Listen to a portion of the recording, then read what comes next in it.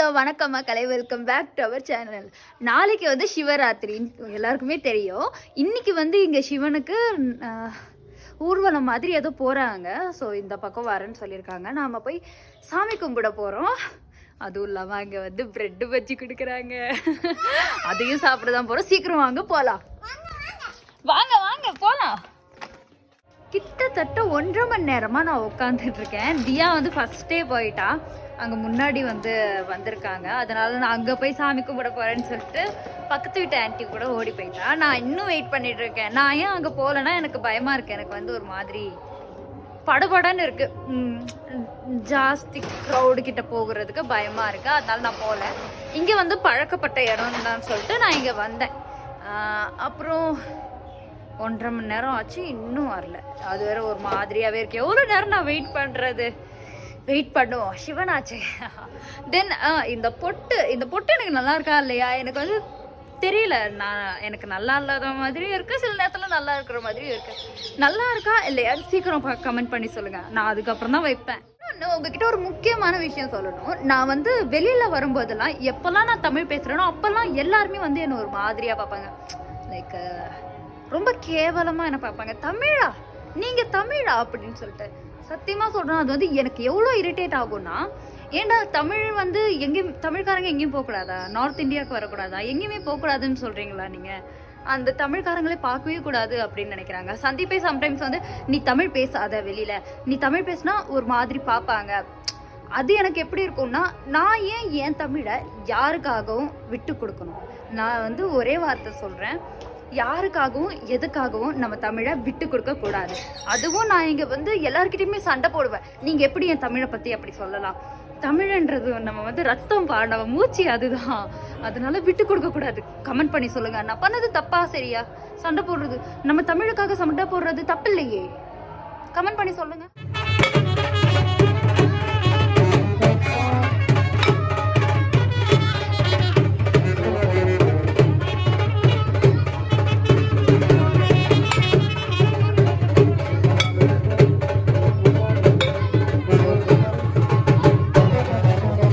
நீ ஆனா ஓவரா பண்ற. கால் வலிக்குதா கை வலிக்குதா? ஃபர்ஸ்ட் அத சொல்லு. கை வலிக்குது. மம்மிய தொல்லை பண்ணிட்டு இருந்தியா நீ? கதை சொல்லிட்டு இருந்தியா? என்ன கதை சொன்ன மம்மி கிட்ட? அந்த கதையை நீ மாத்தவே மாட்டியா? அந்த கதையை மாத்து ஃபர்ஸ்ட்.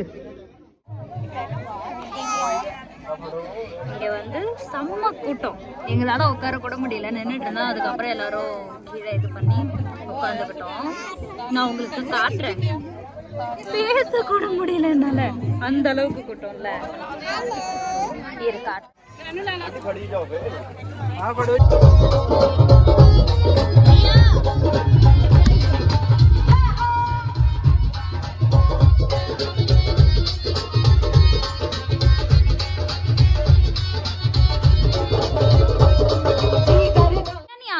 போயிட்டு வந்தல. இப்ப நான் அம்மா போயிட்டு வந்துடுறேன், வீடியோ எடுத்துட்டு. இங்க பாரு சந்தீப், அவ கண்ணெல்லாம் பாரு, வெயில்ல ரெட் கலர்ல இருக்கு. அது சாப்பிட சொல்றா, அங்க தண்ணியும் இல்ல. உனக்கு ஒண்ணு தெரியுமா? ஃபர்ஸ்ட் தியாக்கு மட்டும்தான் கொடுத்தாங்க, எனக்கு கொடுக்கவே இல்லை, மறந்துட்டாங்க. எல்லாருமே சொல்றாங்க இந்த பொண்ணுக்கு குடுன்னு. அதுக்கப்புறம் என்னாச்சு, இப்படி போன உடனே என் மேல தானா அது வந்து விழுந்துருச்சு. அவங்க என்ன சொன்னாங்க அதுக்கு, அந்த பக்கத்துல இருந்தவங்க எல்லாம் என்னது, சாமியே வந்து உன்னோட மடியில போட்டிருக்காரு, பிரசாதம் உனக்கு கிடைக்கலன்னு, நீ ரொம்ப கொடுத்து வச்சவன் அப்படின்னு சொன்னோன்னே ஐயோ எனக்கு சந்தோஷம் தாங்கல. சிவனுக்கு எனக்கு அவ்வளோ பிடிக்குமா என்ன? ஆமா, அவர் எனக்கு கொடுக்கல, யாருமே அவரா எனக்கு கொடுத்துட்டாரு. அதுதான் நீ சாப்பிட்டுட்டு இருக்க.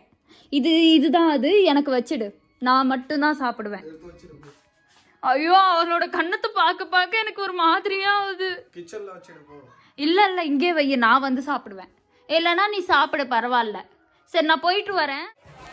ஸோ ஃபைனலி நான் தியாவை வீட்டில் விட்டுட்டு வந்துட்டேன். நான் வந்த உடனே எல்லோரும் கிளம்பிட்டாங்க. எனக்கு ஒரு மாதிரியாக ஆகிடுச்சு. சரி அவங்க போகட்டும், நம்ம போவேணான்னு நின்றுட்டேன். அதுக்கப்புறம் மம்மி வந்து வா என் கூடன்னு சொல்லிட்டு கையை பிடிச்சி இழுத்துட்டாங்க. நானும் அவங்க கூட போனேன். எங்கே பார்த்தாலும் சந்தாக இருக்குது. இந்த பக்கம் நான் போனதே கிடையாது. இது வரைக்கும் சந்தீப்பும் கூப்பிட்டு போனது கிடையாது என்ன. இவங்க எல்லாருமே போகிறத பார்த்துட்டு எனக்கும் ஆசையாக இருந்தது. எல்லாருமே போகிறாங்களே, நம்மளும் போவோம், நம்மளும் வந்து அந்த சிவனை பார்ப்போம் அப்படின்னு சொல்லிட்டு போயிட்டே இருந்தோம். நானும் இங்கே வந்து இந்த கும்பலில் வந்து எனக்கு ஒரு மாதிரியாக ஆகிடுச்சு. ஏன்னா சின்ன சின்ன சந்து யாராலையுமே நடக்க முடியல. அங்கே வந்து அவ்வளோ பெரிய சாக்கடையும் போகுது. எப்படி நடக்கிறாங்கன்னு எனக்கு தெரில. ஏன்னா இந்த ஊர் ஃபுல்லாகவே இந்த மாதிரி தான் இருக்கும். இந்த தெருவே இப்படி தான் இருக்கும். இது வந்து எனக்கு புதுசாக இருந்தது இங்கே. அண்ட் இந்த சந்தையில் இந்த பொருளெல்லாம் எடுத்துகிட்டு வந்து எப்படி இவங்கெல்லாம் வீடு கட்டியிருப்பாங்கன்னு டெய்லி யோசிச்சு மண்டை வேடிக்கைதுப்பா. எனக்கு இவங்க கூட நடந்து கால் வலிக்க ஆரம்பிச்சிருச்சு. ஆனால் இவங்க காலையிலேருந்து ஊர்வலம் வந்துட்டுருக்காங்க. இவங்க ஒரு தெருவுக்கும் ஒரு இடம் மாதிரி உக்காந்துட்டு அது நல்லா பிரசாதம்லாம் சாப்பிட்டு தெம்பாயிட்டு திரும்பியும் அவங்க நடக்க ஆரம்பிக்கிறாங்க.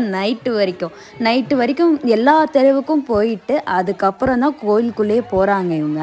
அண்ட் இங்கே முஸ்லீம்ஸ் யாருமே இல்லை. ஆனால் பாருங்களேன், தர்கா எங்கே பார்த்தாலும் இருக்குது, முஸ்லீம் தர்கா.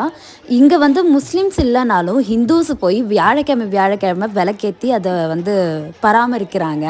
அவங்களே அதை சுத்தம் பண்ணி வைப்பாங்க.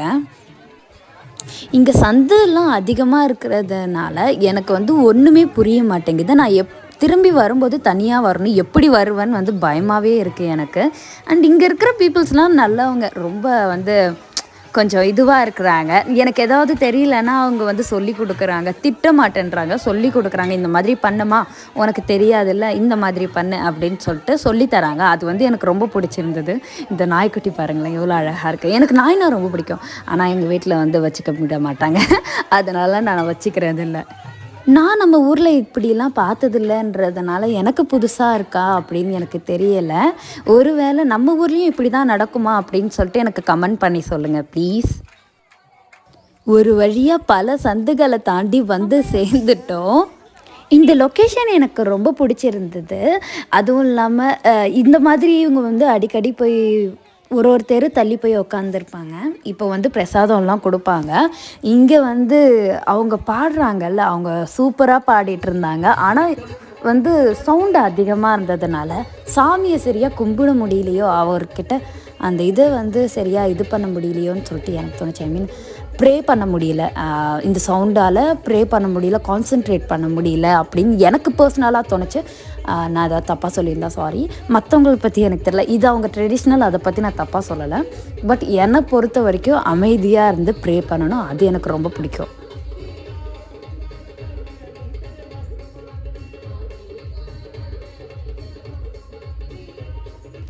அவ்வளோதான், எல்லோரும் கிளம்பிட்டாங்க. நம்மளும் வந்து கிளம்ப வேண்டிய நேரம் வந்துருச்சு. எனக்கு வந்து வழி தெரியாது. கொஞ்சம் தூரம் வந்து இவங்கெல்லாம் போகிற வரைக்கும் போய் வழி தெரிஞ்ச இடத்துல போய் வந்து நான் கனெக்ட் ஆகிடுவேன். இங்கே பார்த்தீங்களா, இங்கேயும் ஒரு முஸ்லீம் இடம், முஸ்லீம் தர்கா இருக்குது.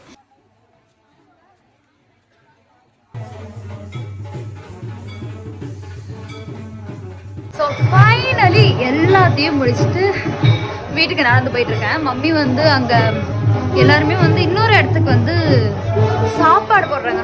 விருந்தா அன்னதானம் சொல்லுவாங்களா எனக்கு தெரியல. இங்கே இருக்கிறவங்க லங்கர் அப்படின்னு சொல்கிறாங்க. பயந்து பேசுகிறேன். ஏன்னா முன்னாடி வந்து போயிட்டுருக்காங்க அந்த சாமி எடுத்துகிட்டு. அதனால பயந்து பேசுகிறேன். வீட்டுக்கு வந்து பேசுகிறேன், சத்தியமாக என்னால் முடியல.